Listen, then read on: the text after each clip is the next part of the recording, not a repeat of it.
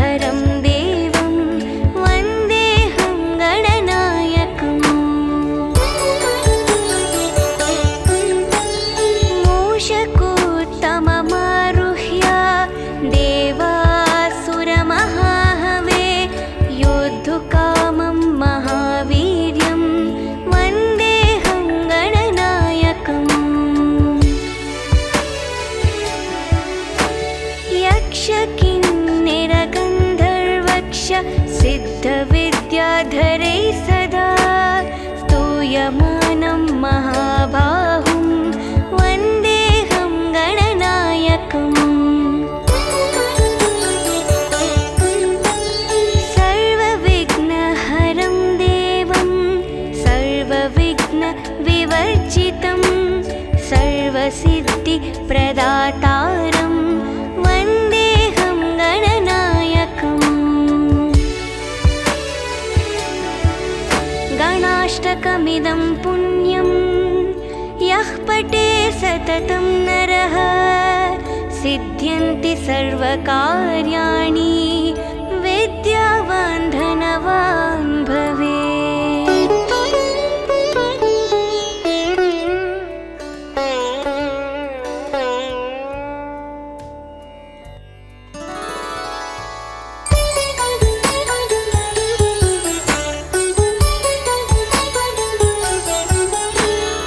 एकदन्तं महाकायं तप्तकाञ्चनसन्निभं लम्बोदरं विशालाक्षं वन्देऽहं गणनायकम्।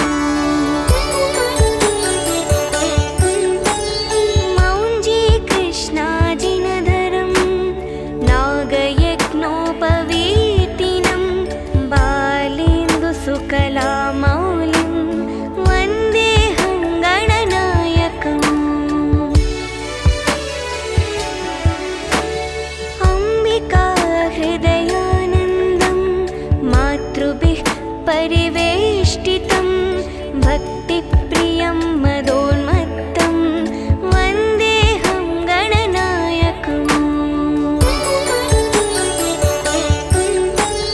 चित्ररत्नविचित्राङ्गं चित्रमालाविभूषितं चित्ररूपधरं देवं वन्देऽहं गणनायकम्। गजवक्त्रं सुरश्रेष्ठं कर्णचामरभूषितं पाशाङ्कुशधरं देवं वन्देऽहं गणनायकम्।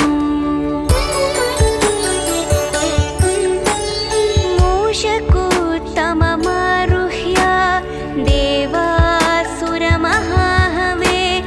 योद्धुकामं महावीर्यं वन्देऽहं गणनायकम्। यक्षकिन्नरगन्धर्वक्ष सिद्धविद्याधरैः सदा स्तूयमानं महाबाहुं वन्देऽहं गणनायकम्। सर्वविघ्नहरं देवं सर्वविघ्नविवर्जितं सर्वसिद्धिप्रदातारं वन्देऽहं गणनायकम्। गणाष्टकमिदं पुण्यं यः पठे सततं नरः सिद्ध्यन्ति सर्वकार्याणि विद्यावान् धनवान् भवेत्।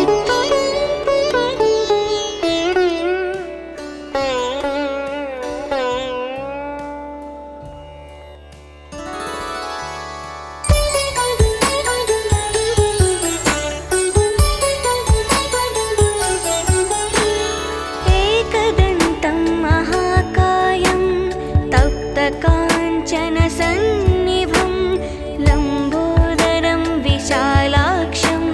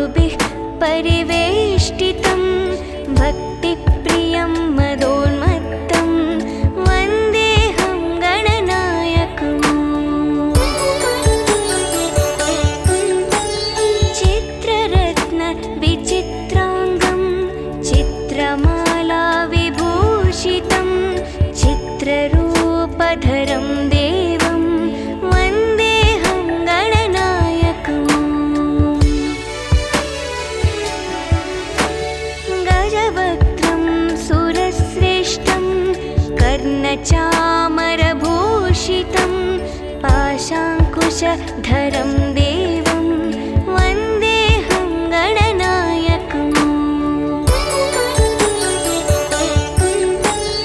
मूषकोत्तममारुह्य देवासुरमहाहवे योद्धुकामं महावीर्यं वन्देऽहं गणनायकम् यक्षकिन्निरगन्धर्वक्ष सिद्धविद्याधरैः सदा स्तूयमानं महाबाहुं वन्देऽहं गणनायकम् सर्वविघ्नहरं देवं सर्वविघ्नविवर्जितं सर्वसिद्धिप्रदातारं वन्देऽहं गणनायकम् गणाष्टकमिदं पुण्यं यः पठे सततं नरः सिद्ध्यन्ति सर्वकार्याणि विद्यावान् धनवान् भवेत्।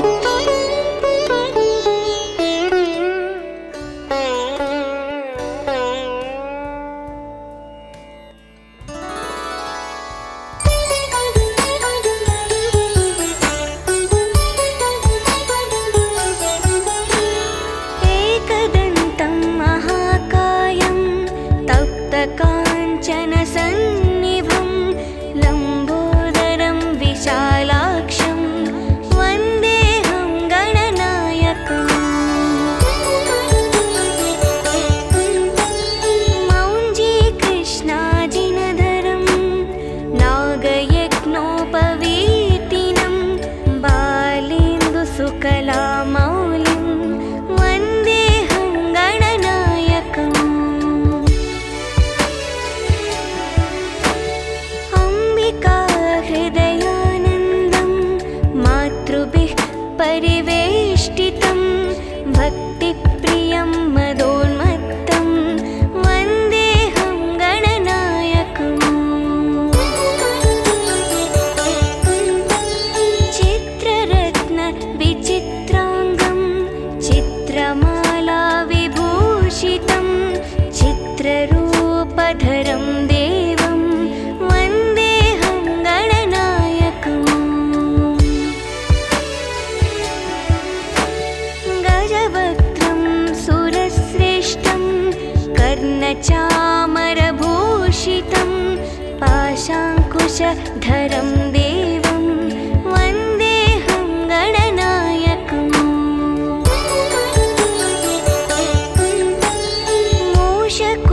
मूषकोत्तममारुह्य देवासुरमहाहवे योद्धुकामं महावीर्यं वन्देऽहं गणनायकम् यक्षकिन्निरगन्धर्वक्ष सिद्धविद्याधरैः सदा स्तूयमानं महाबाहुं वन्देऽहं गणनायकम् सर्वविघ्नहरं देवं सर्वविघ्नविवर्जितं सर्वसिद्धिप्रदातारं वन्देऽहं गणनायकम् गणाष्टकमिदं पुण्यं यः पठे सततं नरः सिद्ध्यन्ति सर्वकार्याणि विद्यावान् धनवान् भवेत्।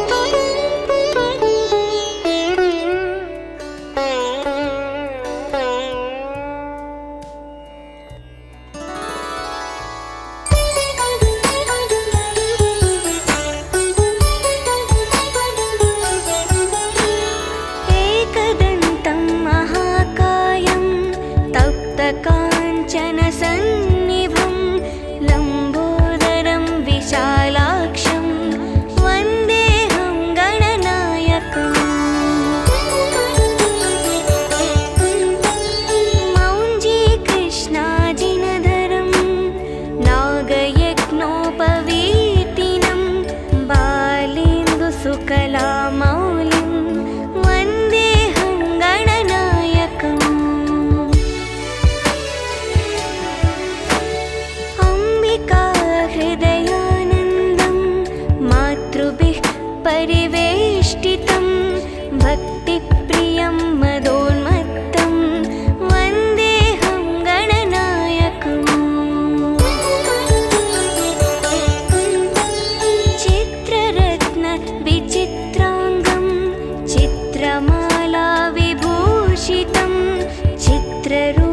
विश्वरूपधरं देवं वन्देऽहं गणनायकम्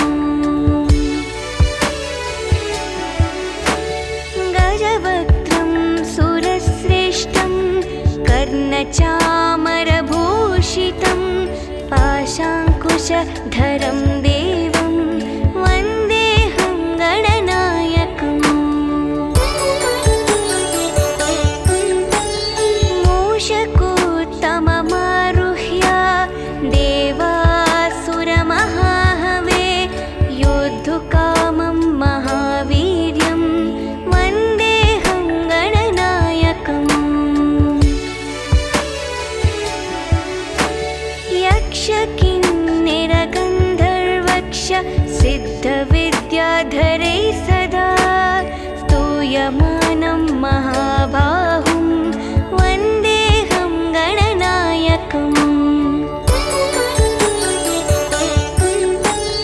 सर्वविघ्नहरं देवं सर्वविघ्नविवर्जितं सर्वसिद्धिप्रदातारं वन्देऽहं गणनायकम् गणाष्टकमिदं पुण्यं यः पठे सततं नरः सिद्ध्यन्ति सर्वकार्याणि विद्यावान् धनवान् भवेत्।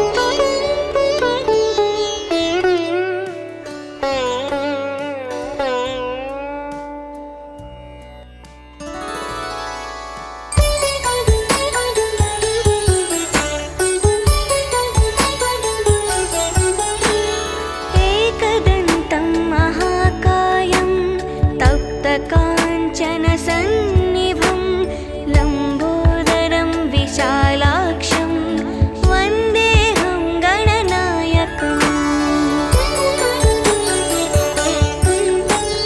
मौञ्जीकृष्णाजिनधरं नागयज्ञोपवीतिनं बालेन्दुसुकलामौलिं वन्देऽहं गणनायकम् अम्बिकाहृदयानन्दं मातृभिः परिवेष्टितं भक्तिप्रियं मदोन्मत्तं वन्देऽहं गणनायकम्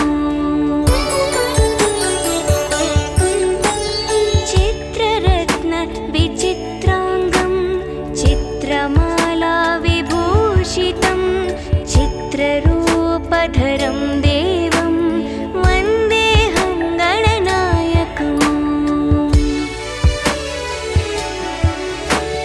गजवक्त्रं सुरश्रेष्ठं कर्णचामरभूषितं पाशाङ्कुशधरं देवं वन्देऽहं गणनायकम्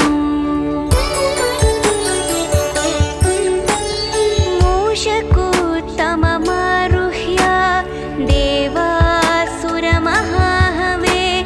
योद्धुकामं महावीर्यं वन्देऽहं गणनायकम् यक्षकिन्निरगन्धर्वक्ष सिद्धविद्याधरैः सदा स्तूयमानं महाबाहुं वन्देऽहं गणनायकम् सर्वविघ्नहरं देवं सर्वविघ्नविवर्जितं सर्वसिद्धिप्रदातारं वन्देऽहं गणनायकम् गणाष्टकमिदं पुण्यं यः पठे सततं नरः सिद्ध्यन्ति सर्वकार्याणि विद्यावान् धनवान् भवेत्।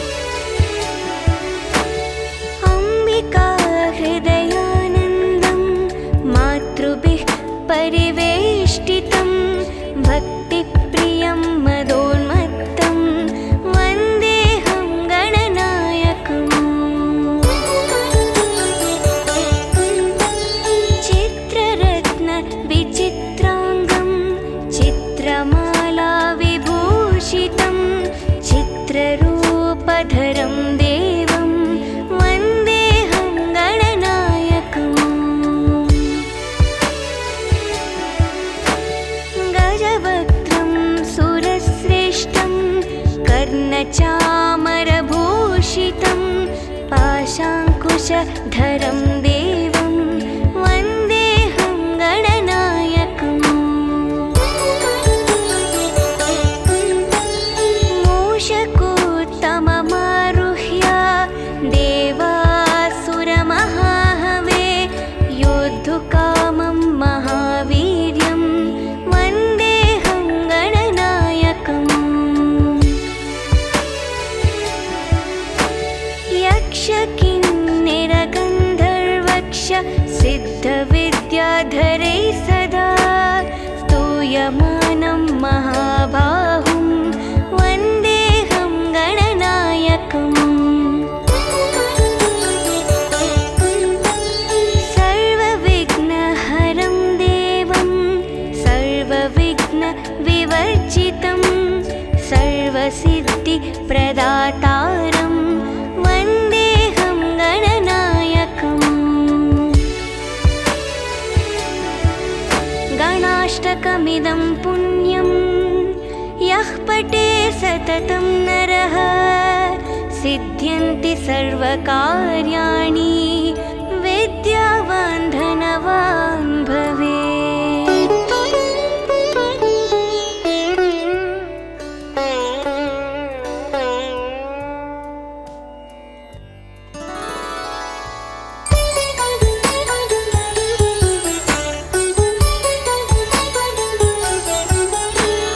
एकदन्तं महाकायं तप्तकाञ्चनसन्निभं लम्बोदरं विशालाक्षं वन्देऽहं गणनायकम् मौञ्जीकृष्णाजिनधरं नागयज्ञोपवीतिनं बालेन्दुसुकलामौलिं वन्देऽहं गणनायकम् अम्बिकाहृदयानन्दं मातृभिः परिवेष्टितं भक्तिप्रियं मदोन्मत्तं वन्देऽहं गणनायकम् चित्ररत्नविचित्राङ्गं चित्रमालाविभूषितं चित्ररूपधरं देवं वन्देऽहं गणनायकम् गजवक्त्रं सुरश्रेष्ठं कर्णचामरभूषितं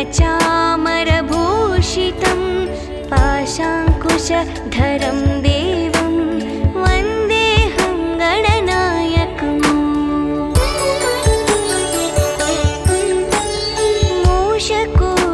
मूषकोत्तममारुह्य देवासुरमहाहवे योद्धुकामं महावीर्यं वन्देऽहं गणनायकम् यक्षकिन्निरगन्धर्वक्ष सिद्धविद्याधरै सदा स्तूयमानं महाबाहुं वन्देऽहं गणनायकम्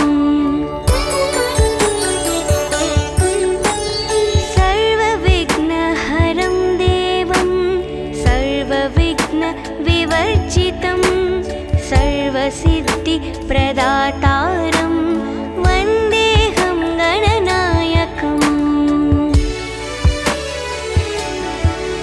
गणाष्टकमिदं पुण्यं यः पठे सततं नरः सिद्ध्यन्ति सर्वकार्याणि विद्यावान् धनवान् भवेत्।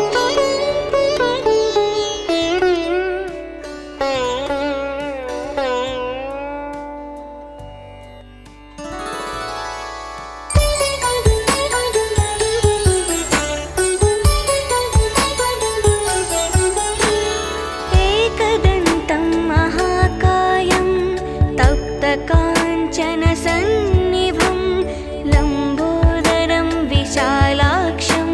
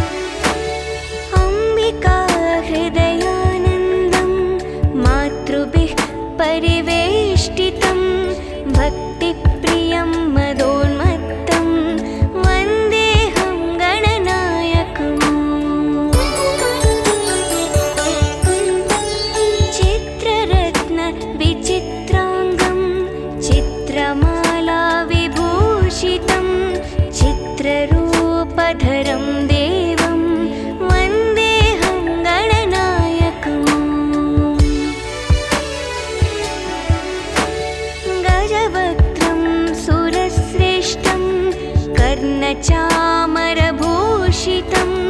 पाशाङ्कुशधरं देवं वन्देऽहं गणनायकम् मूषकोत्तममारुह्य देवासुरमहाहवे योद्धुकामं महावीर्यं वन्देऽहं गणनायकम्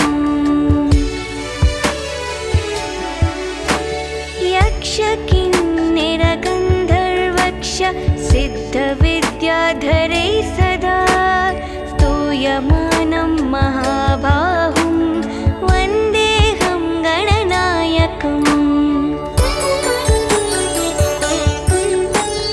सर्वविघ्नहरं देवं सर्वविघ्नविवर्जितं सर्वसिद्धिप्रदातारं वन्देऽहं गणनायकम्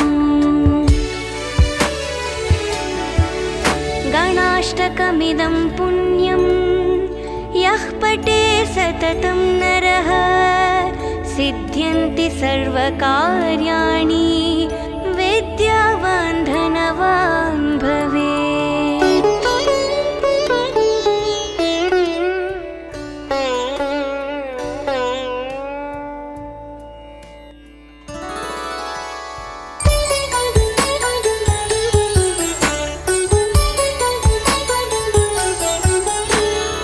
एकदन्तं महाकायं तप्तकाञ्चनसन्निभं लम्बोदरं विशालाक्षं वन्देऽहं गणनायकम् मौञ्जीकृष्णाजिनधरं नागयज्ञोपवीतिनं बालेन्दुसुकलामौलिं वन्देऽहं गणनायकम् अम्बिकाहृदयानन्दं मातृभिः परिवेष्टितं भक्तिप्रियं मदोन्मत्तं वन्देऽहं गणनायकम् चित्ररत्नविचित्राङ्गं चित्रमालाविभूषितं चित्ररूपधरं देवं वन्देऽहं गणनायकम् गजवक्त्रं सुरश्रेष्ठं कर्णचामरभूषितं पाशाङ्कुशधरं देवं वन्देऽहं गणनायकम्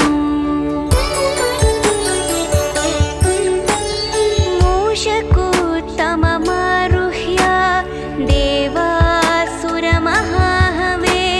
योद्धुकामं महावीर्यं वन्देऽहं गणनायकम् यक्षकिन्निरगन्धर्वक्ष सिद्धविद्याधरैः सदा स्तूयमानं महाबाहुं वन्देऽहं गणनायकम् सर्वविघ्नहरं देवं सर्वविघ्नविवर्जितं सर्वसिद्धिप्रदातारं वन्देऽहं गणनायकम् गणाष्टकमिदं पुण्यं यः पठे सततं नरः सिद्ध्यन्ति सर्वकार्याणि विद्यावान् धनवान् भवेत्।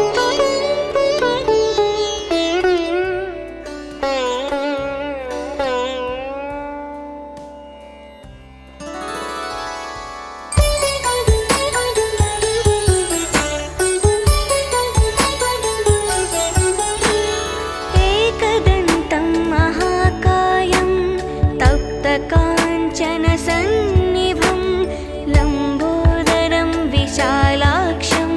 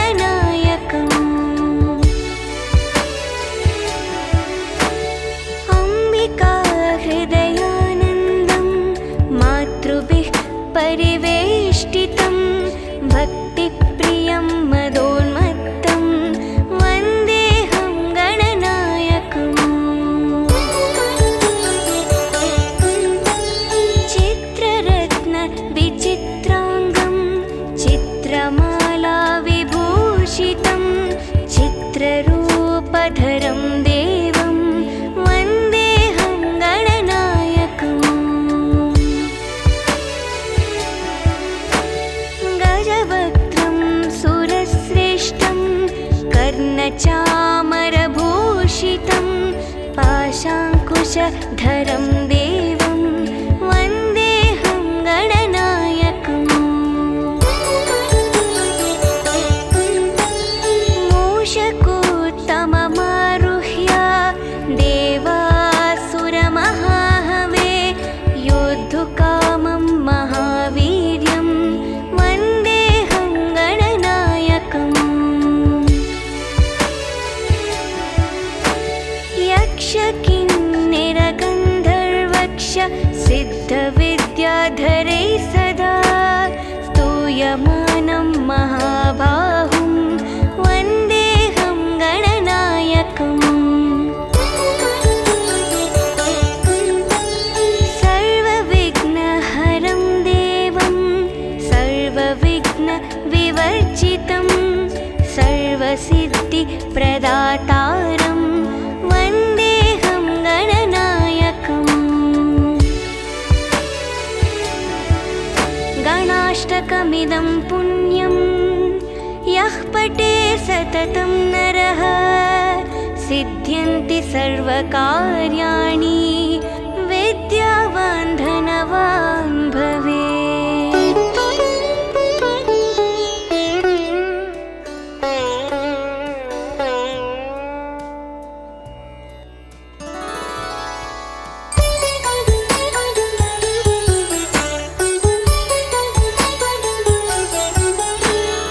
एकदन्तं महाकायं तप्तकाञ्चनसन्निभं लम्बोदरं विशालाक्षं वन्देऽहं गणनायकम्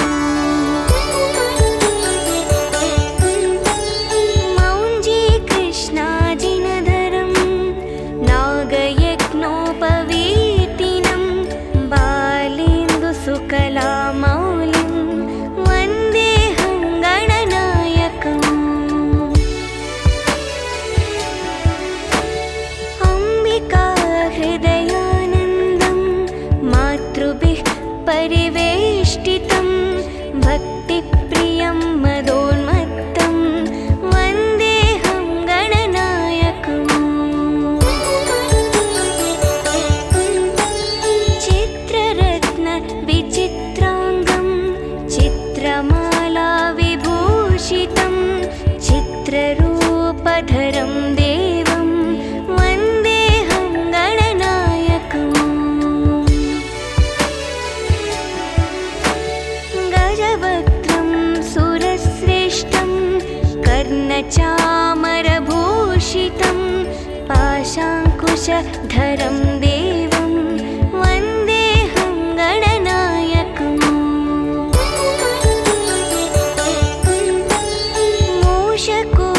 मूषकोत्तममारुह्य देवासुरमहाहवे योद्धुकामं महावीर्यं वन्देऽहं गणनायकम् यक्षकिन्निरगन्धर्वक्ष सिद्धविद्याधरैः सदा स्तूयमानं महाबाहुं वन्देऽहं गणनायकम् सर्वविघ्नहरं देवं सर्वविघ्नविवर्जितं सर्वसिद्धिप्रदातारं वन्देऽहं गणनायकम् गणाष्टकमिदं पुण्यं यः पठे सततं नरः सिद्ध्यन्ति सर्वकार्याणि विद्यावान् धनवान् भवेत्।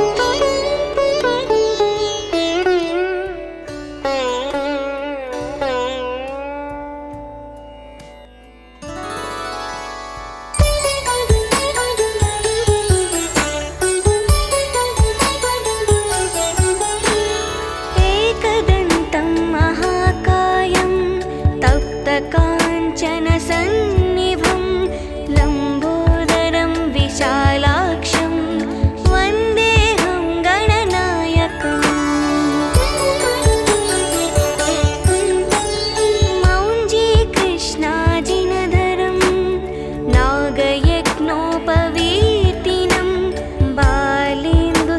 सकलामौलिं वन्देऽहं गणनायकम्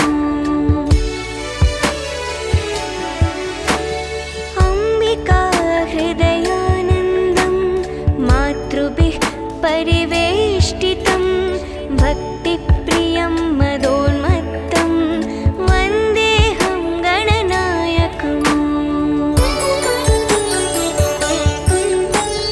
चित्ररत्नविचित्राङ्गं चित्रमाला विभूषितं चित्ररूपधरं देवं वन्देऽहं गणनायकम् गजवक्त्रं सुरश्रेष्ठं कर्णचामरभूषितं पाशाङ्कुशधरं देवं वन्देऽहं गणनायकम्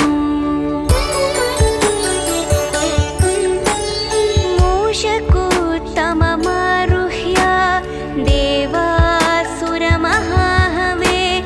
योद्धुकामं महावीर्यं वन्देऽहं गणनायकम् यक्षकिन्निरगन्धर्वक्ष सिद्धविद्याधरैः सदा स्तूयमानं महाबाहुं वन्देऽहं गणनायकम्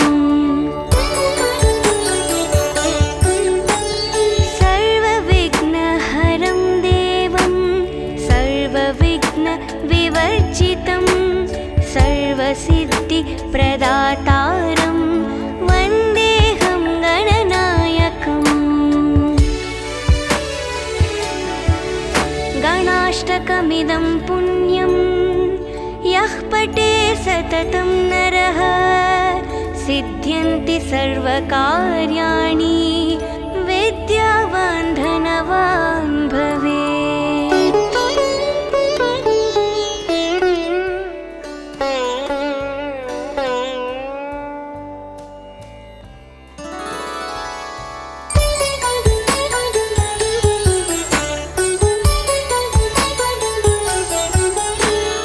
एकदन्तं महाकायं तप्तकाञ्चनसन्निभं लम्बोदरं विशालाक्षं वन्देऽहं गणनायकम्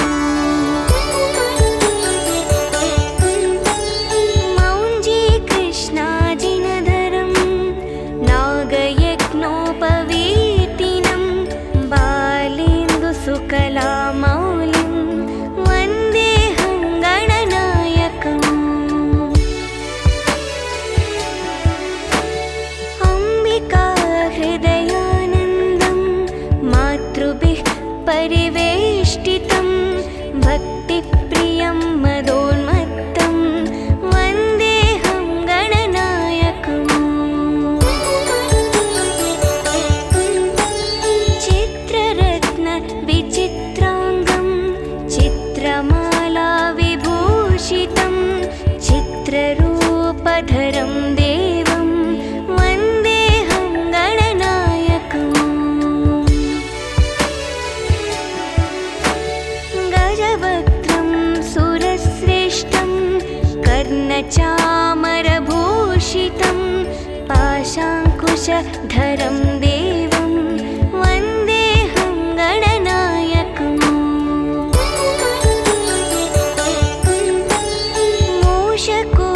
मूषकोत्तममारुह्य देवासुरमहाहवे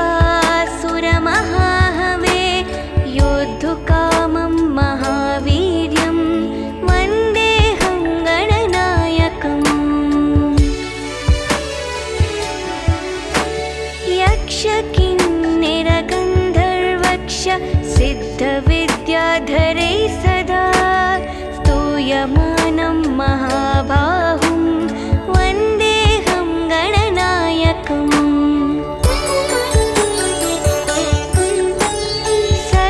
सर्वविघ्नहरं देवं सर्वविघ्नविवर्जितं सर्वसिद्धिप्रदातारं वन्देऽहं गणनायकम् गणाष्टकमिदं पुण्यं यः पठे सततं नरः सिद्ध्यन्ति सर्वकार्याणि विद्यावान् धनवान् भवेत्।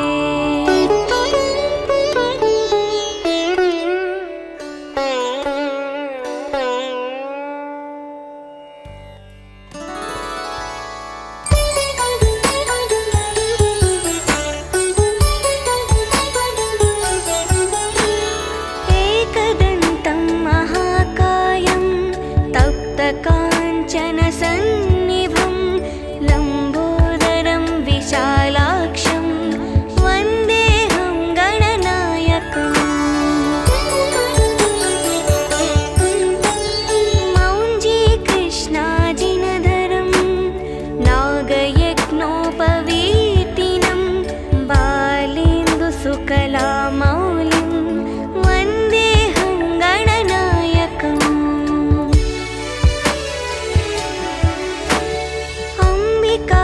हृदयानन्दं मातृभिः परिवेष्टितं भक्तिप्रियं मदोन्मत्तं वन्देऽहं गणनायकम्। चित्ररत्नविचित्राङ्गं चित्रमालाविभूषितं चित्ररूपधरं देवं वन्देऽहं गणनायकम्। गजवक्त्रं सुरश्रेष्ठं कर्णचामरभूषितं पाशाङ्कुशधरं देवं वन्देऽहं गणनायकम्। मूषकोत्तममारुह्य देवासुरमहाहवे योद्धुकामं महावीर्यं वन्देऽहं गणनायकम्। यक्षकिन्निरगन्धर्वक्ष सिद्धविद्याधरैः सदा स्तूयमानं महाबाहुं वन्देऽहं गणनायकम्। सर्वविघ्नहरं देवं सर्वविघ्नविवर्जितं सर्वसिद्धिप्रदातारं वन्देऽहं गणनायकम्। गणाष्टकमिदं पुण्यं यः पठे सततं नरः सिद्ध्यन्ति सर्वकार्याणि विद्यावान् धनवान् भवेत्।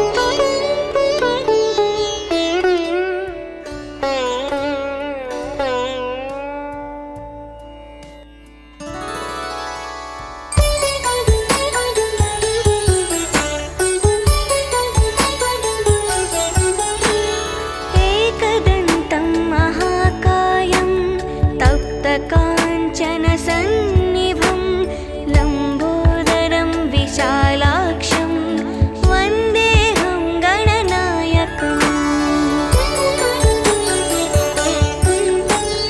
मौञ्जीकृष्णाजिनधरं नागयज्ञोपवीतिनं बालेन्दुसुकलामौलिं वन्देऽहं गणनायकम्।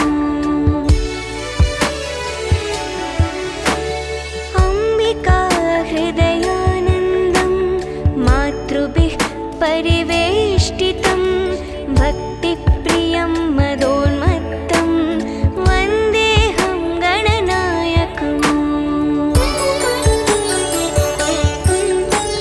चित्ररत्नविचित्राङ्गं चित्रमालाविभूषितं चित्ररूपधरं देवं वन्देऽहं गणनायकम्। गजवक्त्रं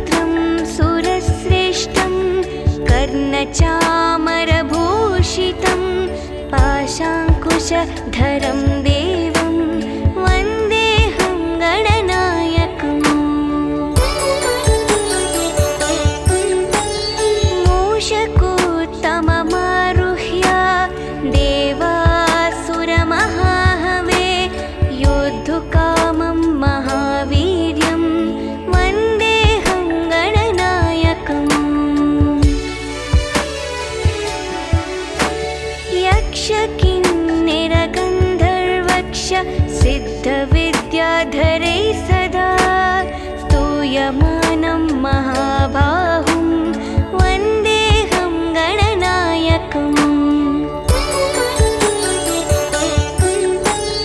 सर्वविघ्नहरं देवं सर्वविघ्नविवर्जितं सर्वसिद्धिप्रदातारं वन्देऽहं गणनायकम्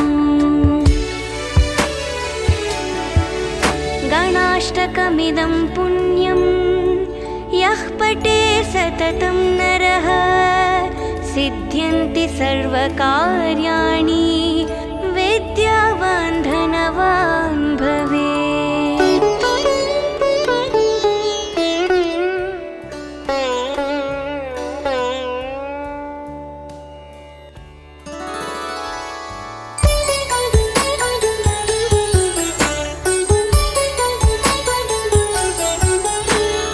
एकदन्तं महाकायं तप्तकाञ्चनसन्निभं लम्बोदरं विशालाक्षं वन्देऽहं गणनायकम् मौञ्जीकृष्णाजिनधरं नागयज्ञोपवीतिनं बालेन्दुसुकलामौलिं वन्देऽहं गणनायकम् अम्बिका हृदयानन्दं मातृभिः परिवेष्टितं भक्तिप्रियं मदोन्मत्तं वन्देऽहं गणनायकम् चित्ररत्नविचित्राङ्गं चित्रमालाविभूषितं चित्ररूपधरं देवं वन्देऽहं गणनायकम् गजवक्त्रं सुरश्रेष्ठं कर्णचामरभूषितं पाशाङ्कुशधरं देवं वन्देऽहं गणनायकम्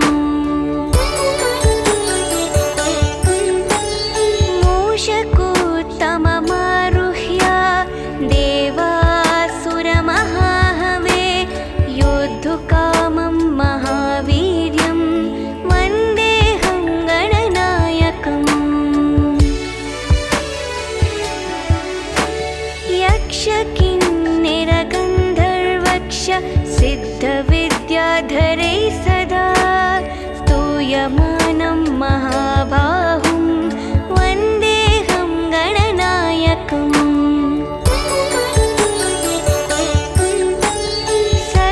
सर्वविघ्नहरं देवं सर्वविघ्नविवर्जितं सर्वसिद्धिप्रदातारं वन्देऽहं गणनायकम् गणाष्टकमिदं पुण्यं यः पठे सततं नरः सिद्ध्यन्ति सर्वकार्याणि विद्यावान् धनवान् भवेत्।